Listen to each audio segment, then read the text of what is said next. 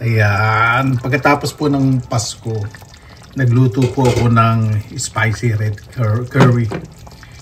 Punta po kasi dito yung mga bisita ko eh. Pero kuha po ako ng kapraso. Para pa sa ating mukbang, di ba? Sarap po ito. Para ma-wash out naman. After Christmas, mayroong something spicy. Gustong gusto po nila ito. Thai style po ito. Red curry.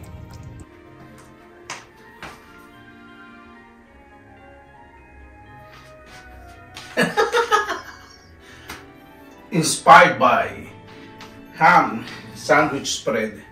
Fatty but yummy yummy. Magandang araw po mga kabayan. Balik po sa Pinilang Lakbayan. Naway safe po ang lahat. Katapos lang po ng Pasko, naway naging masaya po at mag-umpisa na naman po ang bagong taon. Ngayon magluluto po tayo ng sinigang na seafood na may sugpo at malalaking alimasag. At meron din po ang red curry at meron po tayong talaba. Siyempre pagkatapos ng Pasko, gusto ko naman something spicy at may sabaw. O diba? Isa na po natin mag-prepare. Naluto ko na po itong red curry. Naumpisa ko na pong luluto. Hindi ko nakuha na ng video. Pasensya na po. May bisita po kasi rin darating. Kaya ang bahay ko ngayon, smooth na smooth. Parang buko lang. Kung gusto niyo na po pumunta sa mukbang, paki-fast forward na lang po.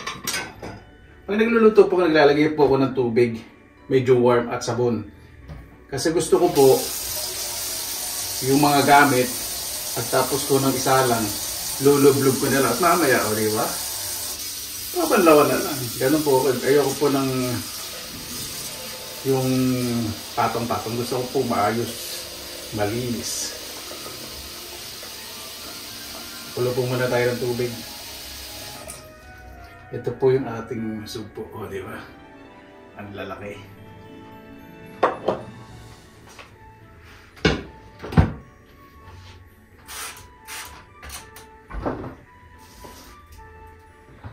Ayan, ito po yung natira kong malaking alimasag at kunin natin din yung talaba. Frozen po yung talaba, walang shell. Ilalagay ko na lang po sa microwave para hindi ma-overcook. Boiled na po pala to. Luto na. So, ayoko nang pakuloyin para hindi ma-overcook. Ito po muna rin po. Ang sinigang na seafood, syempre, ito po yung pinakamadaling iluto sa lahat ng sinigang. Yan, katulad yan. Lagay ko na lang po muna.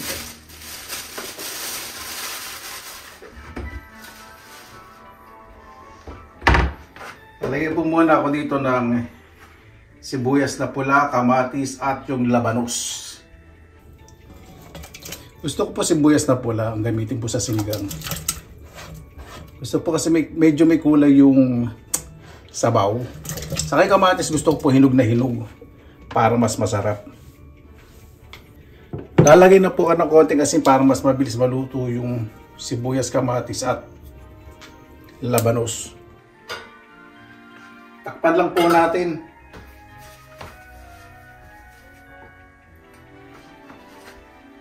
O, diba? Ganyan po ka-efficient. I practice it every day. Gusto ko po talaga ayoko ng madiwara. Ito po yung tsura po ng talaba. Boiled na po pala to. Last time kasi nung nagmukbang po tayo, diba? Pinapaluan ko pa so umurong. So ito, medyo hugasan ko po ng bahagya. Hindi po sana mainit, medyo cold water. Kasi pag mainit siya o warm, uurong. Tapos i-microwave na lang po mamaya. Lagyan na lang natin ang suka, sibuyas, asin, paminta, saka konting asukal. Ayan.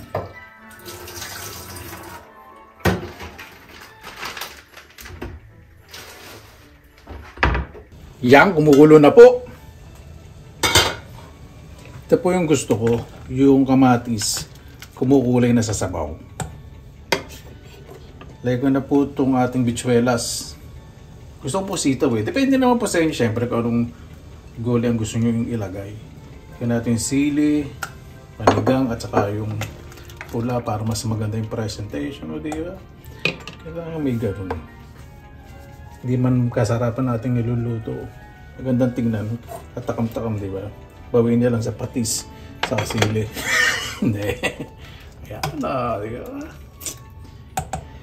Maglalagay po muna ako ng konting patis. Pampalinamnam. Para kumapit doon sa konti lang po muna. Tikman natin mamaya kung tama lang yung alat. Maglalagay na rin po ako ng pang-asim. Kasi dati binabanggit ko eh. Wala naman nagparamdam. Kung anong brand. Basta tama rin soup base. Yan. Ayan natin. Pakulang po at pakuluin po natin yan. Para maluto po yung tamarind soup base. Pag kumukulo na po, tikman po ninyo syempre. Kung tama na sa inyo yung asim, haluin nyo po muna. Sa pagtitikman po ninyo, hihipan po ninyo. Doon nyo po malalaman yung tunay na lasa. Napakasarap. Pakulan ko pa po ng bagya kasi nalalasahan ko pa yung bichuelas. Medyo hilaw pa. Ayan, okay na po. Ilalagay ko na po itong sugpo.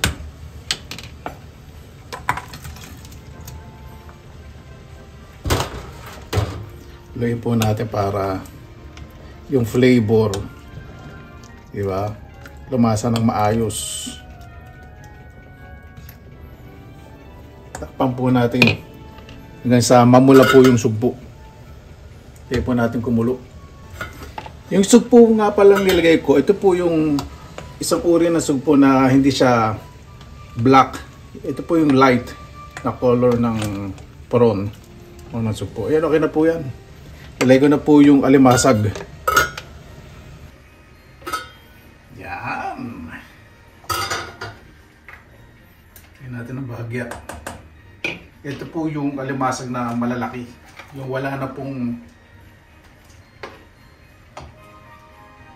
shell. Medyo lalagay natin ng maayos. Spread natin. Huwag lang sa ibabaw para yung lasa hindi mag-sacrifice, diba?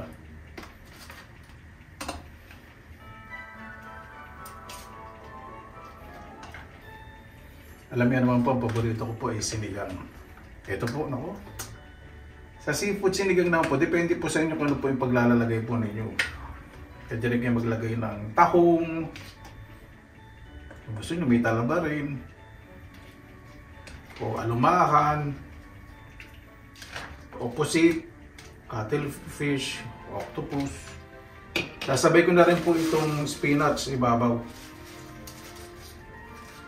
Kasya po yan. Spinach po eh, syempre kapamilya naman po yan ng kangkong.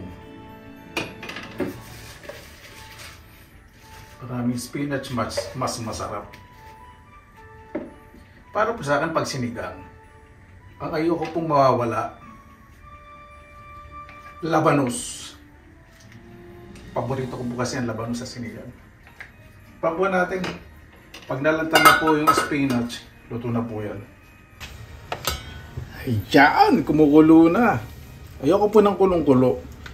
Kapag naluto po yung sinigang na seafood, yung paglalagay nyo na po yung hipon at namula na mas, huwag nyo na po lalakasabi kasi ma-overcook nyo lang po. Low heat. Ready na po sinigang. Prepare ko na po ang talaba. Ayan po yung talaba. Pagkatapos kong hugasan ng ilang beses, nilagay ko na po sa microwave, o di ba? Hindi siya na-overcook. Buo-buo pa siya. Lagay ko na po itong suka. Napakabang naman. Ano po yung gusto ko? Maraming suka. Sibuyas, sili, asin, paminta, konting asukal. Winner! Ready na po, kaya na po tayo. Mabuhay! Yan! Maraming salamat na po sa Panginoon. Kasama-sama na naman po tayo. Naway safe po ang lahat at nakaraos po ang Pasko ng mapayapa. Bago pa tayong isa, pasalamatan po muna natin ang Panginoon. Panginoon, maraming salamat po sa biyaya niyo po sa araw po na ito, sa nagdaang Pasko. Maraming salamat po. At darating na naman po ang bagong taon, naway ang bawat isa po mas maging masigla, maayos ang pamumuhay, at pasalamatan po lahat na dumarating na biyaya. Kayo na po ang bahala po sa amin.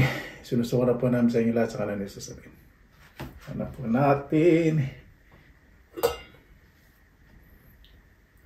Pumana ka sa bawo.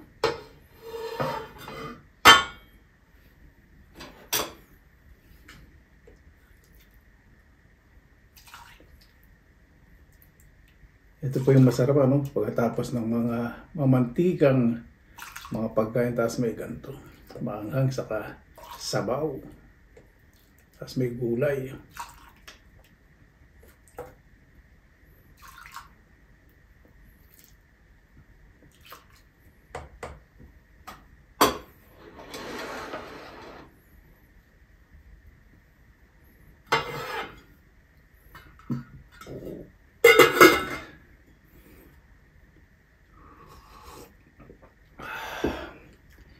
Napakasarap, napakalasa. Unahin po muna natin itong curry.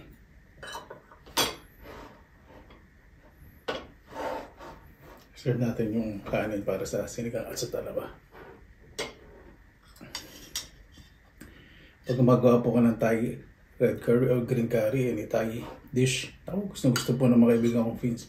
Kasi hindi ko po masyadong inahan kasi syempre yung authentic na luto na red at green curry na tayo. Saka may yellow curry din.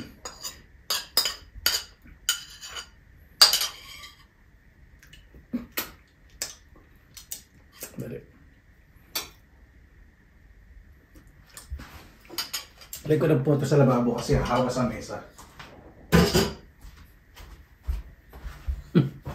Mapakalino.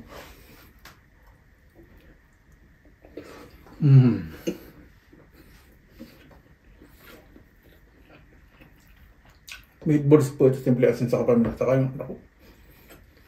Maanghang siyempre. Kasi yung bakit naging red curry, yung siling pula.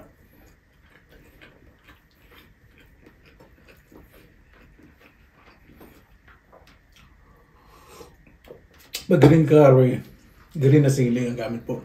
Pag yellow curry, marami pong turmeric.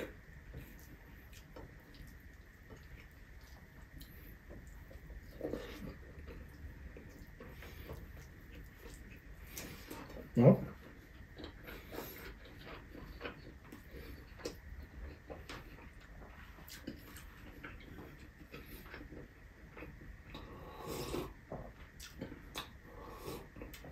Winner.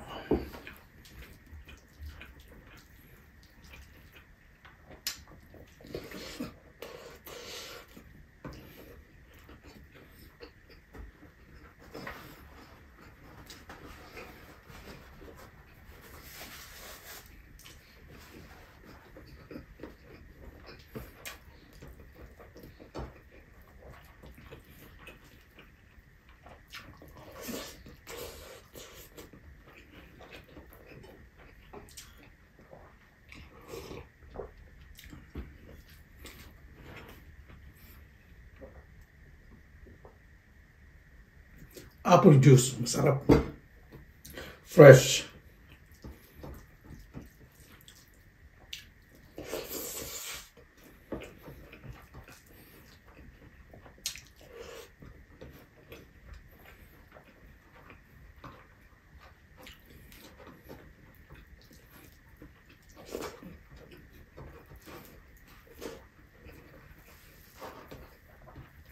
Nandito na po tayo sa sinigang, di ba?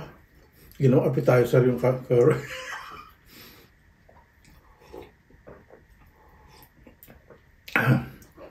Hindi na po. Pabang sa buong napakasarap.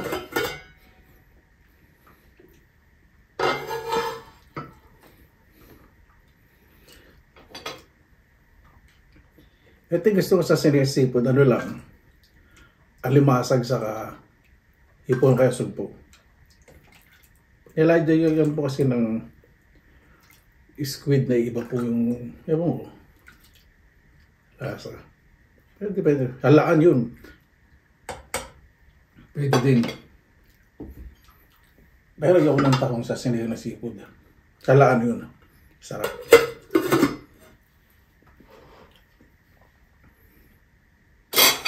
So, manisabing Hindi po ito supo. Supo po ito kasi ang supo, hindi lang naman po yung katulad sa Pilipinas na yung Tiger Prawn yung maitim. Ito po yung light.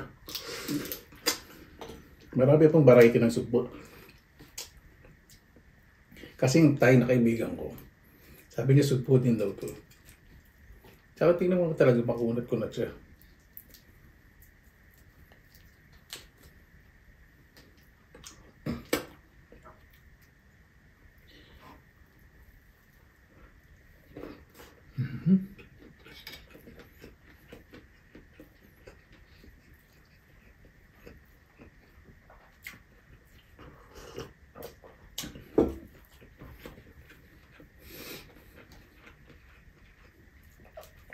Napakasarap.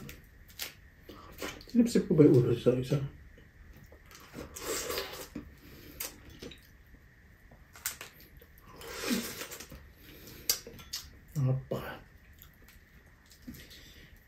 Hindi po sir lasang hipong puti. Alam ko po yung lasa ng hipong puti. Iba po. Ito, halong lasa ng suway sa ng supo. Matamis. Malamis-namis.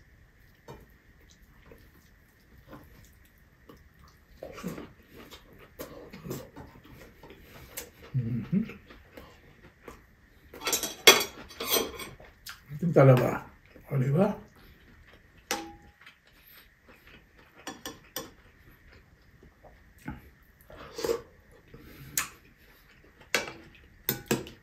Ano po ninyo, fresh pa rin ang lasa niya. Galing. Hindi ko pa lang kung saan bansa po galing ito. Galing po ito sa Mediterranean. O kaya sa, hindi ko alam, sa Italy, Spain, or yung ko po, basta sa Mediterranean po.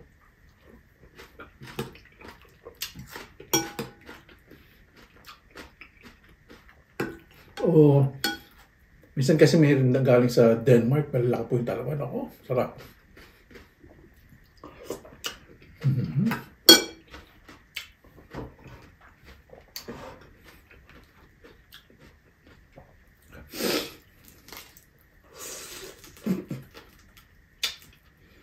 Mataba po. May aligid.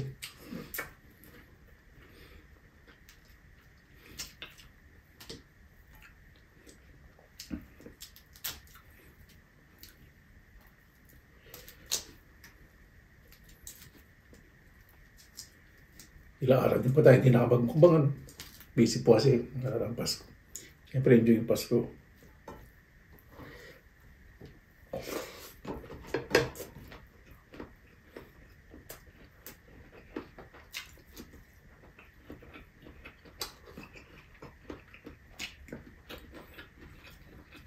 Alimasag.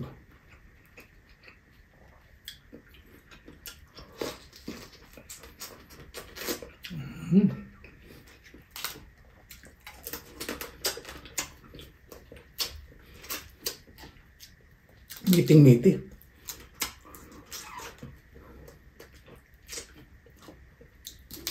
Ito yung blue crab niyan po.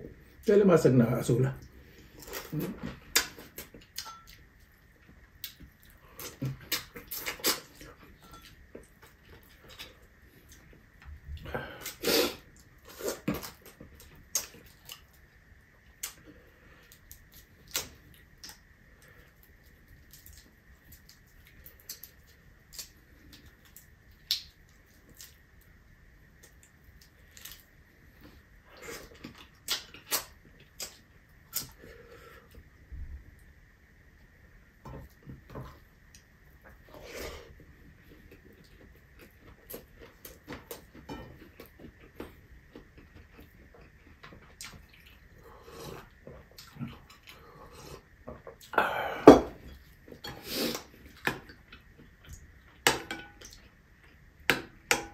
Kung talagang gusto sa talabay, nalulunod po sa suka. Napakasarap.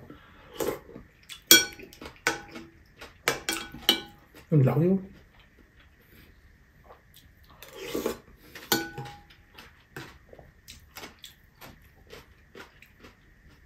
Malaman yung texture po niya, ngiting-miti, maunat-kunat.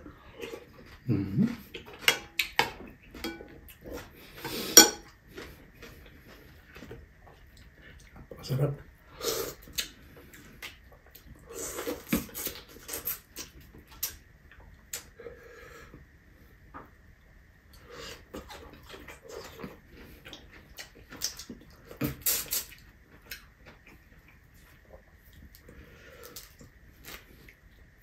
may makapagsauna para mapalitan yung aking balat.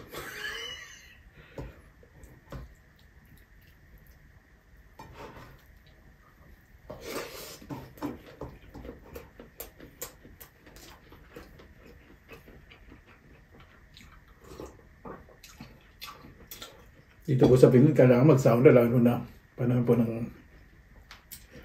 taglamig para ma-warm up. Saka yung circulation po ng veins,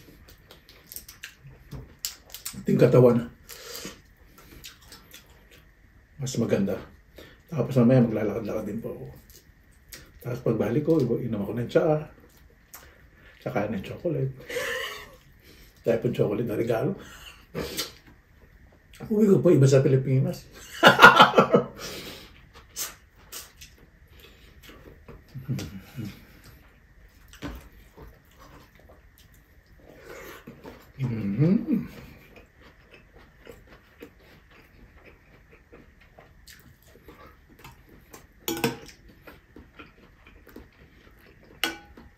Ito yung mas maganda yung microwave ko kasi buong buo yung talaba.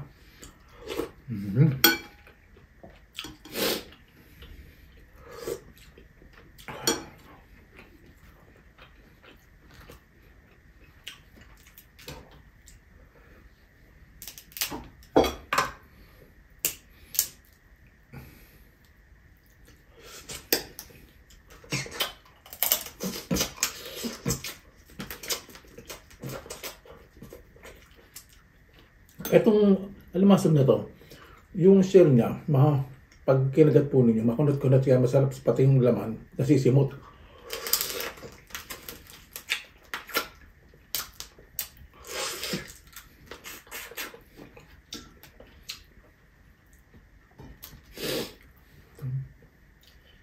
Laman po, no?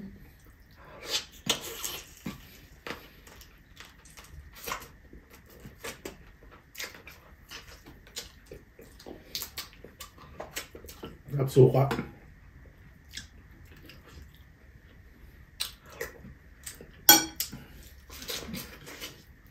Ano ito?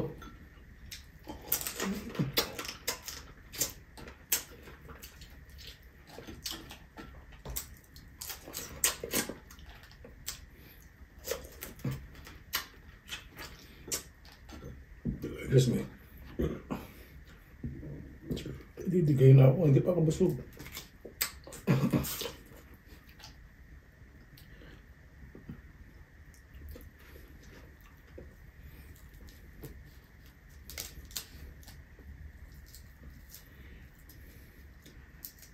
Natutuwa po kasi yung mga pagpipilian po dito ng mga Asian seafoods.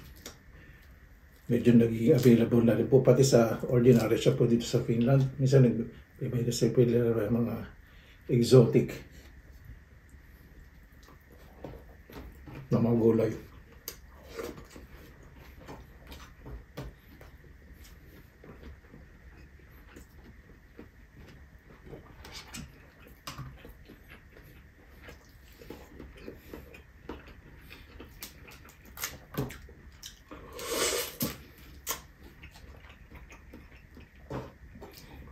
Kita niyo po, hindi po masyado kanin, masyado marami.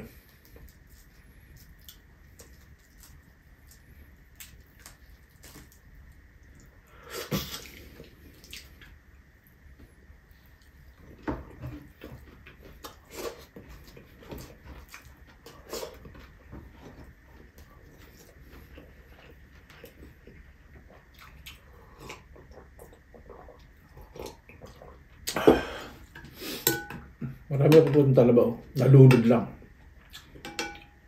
Ang laki oh. Masarap oh. Sibuyas. Ayoko na ng sili. Masyado mahang yung sili na nalagay ko. Bird's eye chili. Maka.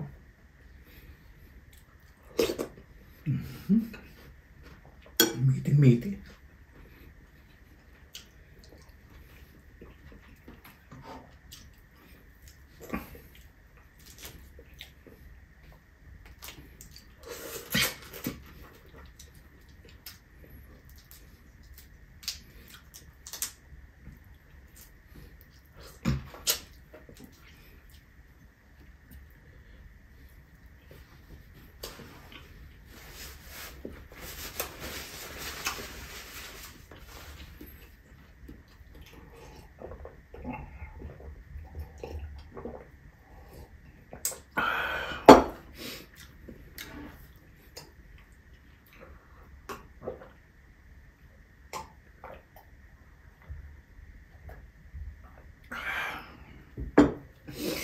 Napakasarap.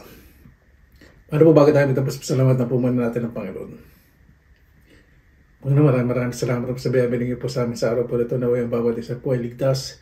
Lalo na po yung malalayo po sa kanilang mga mahal sa buhay. Naway ang bawat taon at darating na bagong taon ay hindi lang po isipin ko may babago yung sarili.